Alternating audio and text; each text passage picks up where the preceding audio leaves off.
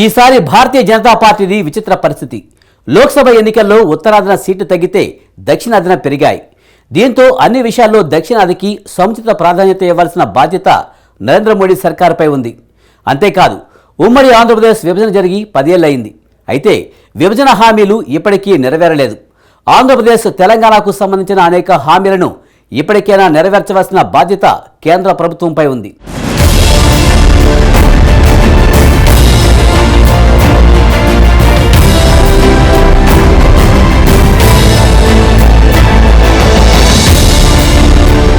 ఇటీవలి లోక్సభ ఎన్నికల్లో ఉత్తరాది రాష్ట్రాల్లో భారతీయ జనతా పార్టీ ఆశించిన స్థాయిలో విజయాలు సాధించలేకపోయింది. ప్రధానంగా బీజేపీ బోలెడు ఆశలు పెట్టుకున్న ఉత్తరప్రదేశ్లో కమలం పార్టీ విజయావకాశాలకు గండిపడింది. ఫలితంగా మొత్తం 80 లోక్సభ నియోజకవర్గాల్లో కమలం పార్టీ కేవలం 33 సీట్లకే పరిమితమైంది. ఉత్తరప్రదేశ్లో సమాజ్వాదీ పార్టీ, కాంగ్రెస్ నాయకత్వంలోని ఇండియా కూటమి మెజారిటీ లోక్సభ సీట్లు గెలుచుకుంది.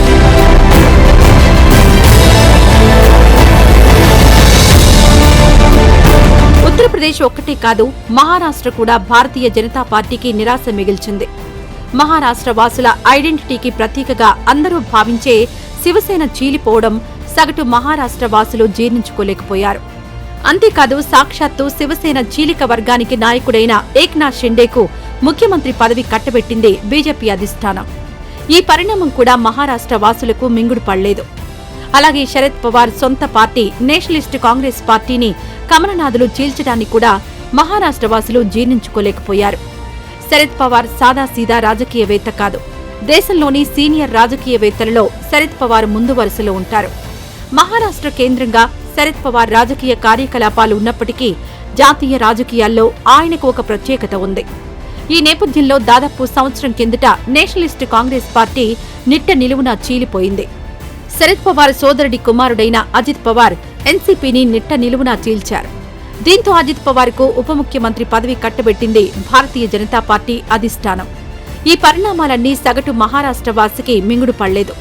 అంతిమంగా తాజా లోక్సభ ఎన్నికల్లో మహారాష్ట్రలో మెజారిటీ సీట్లు తెచ్చుకోవడంలో ఎన్డీఏ కూటమి ఫెయిల్ అయింది.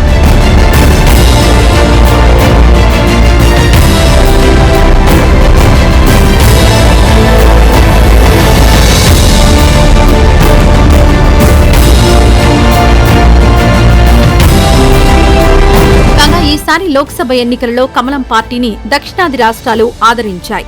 భారతీయ జనతా పార్టీని దక్షిణాది అక్కున చేర్చుకుంది. అసలు బలమే లేదని భావించిన ఆంధ్రప్రదేశ్లో ఈసారి భారతీయ జనతా పార్టీ 3 నియోజకవర్గాలను గెలుచుకుంది. ఏపీలో 3 సీట్లు గెలుచుకోవడం అంటే చిన్న విషయం కాదు. అలాగే తెలంగాణలో 8 లోక్సభ సీట్లను కమలం పార్టీ గెలుచుకుంది.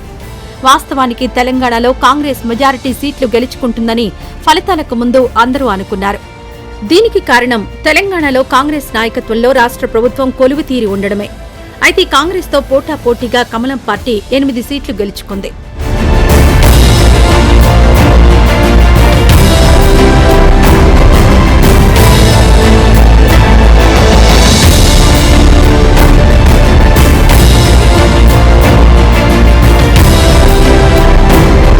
కర్ణాటకలో మొత్తం 28 లోక్సభ నియోజకవర్గాలున్నాయి.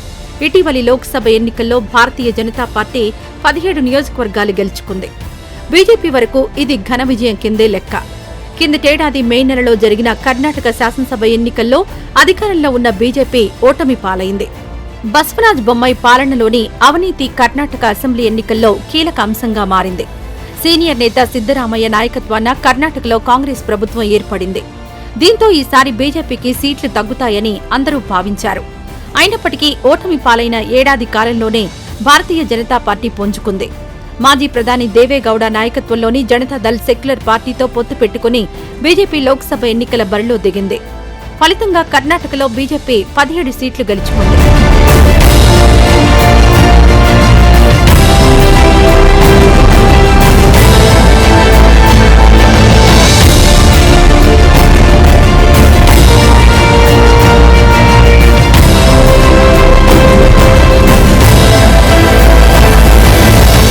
దేవభూమిగా అందరూ పిలిచే కేరళలో తొలిసారి లోక్సభ సీటు గెలుచుకుంది భారతీయ జనతా పార్టీ.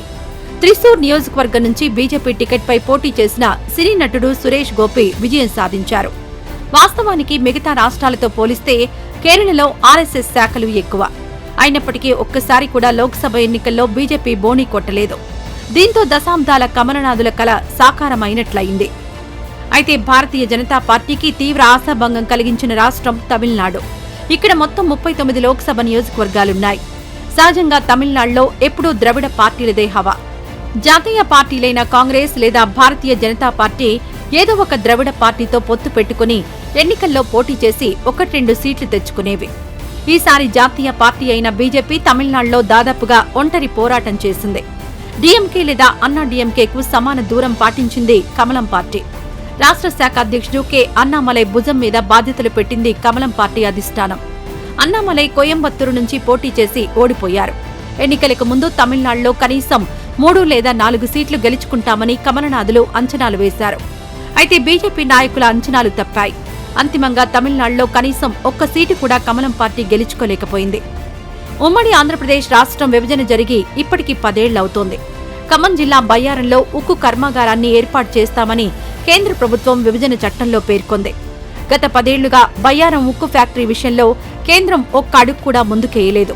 అలాగే తెలంగాణ రాష్ట్రంలోని వెనుకబడిన జిల్లాల అభివృద్ధికి ప్రతి సంవత్సరం 450 కోట్లు ఇస్తామని విభజన చట్టంలో కేంద్రం హామీ ఇచ్చింది. అలాగే కాజీపేటలో రైల్వే కోచ్ ఫ్యాక్టరీని పెడతామని విభజన చట్టంలో కేంద్ర ప్రభుత్వం హామీ ఇచ్చింది. కాజీపేట రైల్వే కోచ్ ఫ్యాక్టరీ ఇప్పటివరకు అమలు కాలేదు. ఈ నేపథ్యంలో 2 తెలుగు రాష్ట్రాల్లో విభజన చట్టాల అమలుకు నరేంద్ర మోడీ సర్కార్ చొరవ చూపాల్సి ఉంటుంది.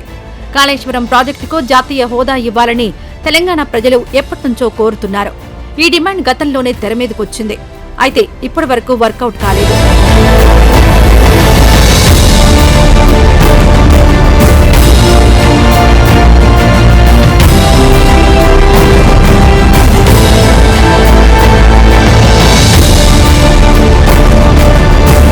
అలాగే ఆంధ్రప్రదేశ్లోనూ అనేక విభజన హామీలు పెండింగ్లో ఉన్నాయి. ప్రత్యేక హోదా, విశాఖ ఉక్కు ఫ్యాక్టరీ, విశాఖ కేంద్రంగా రైల్వే జోన్ ఈ జాబితాలో ఉన్నాయి.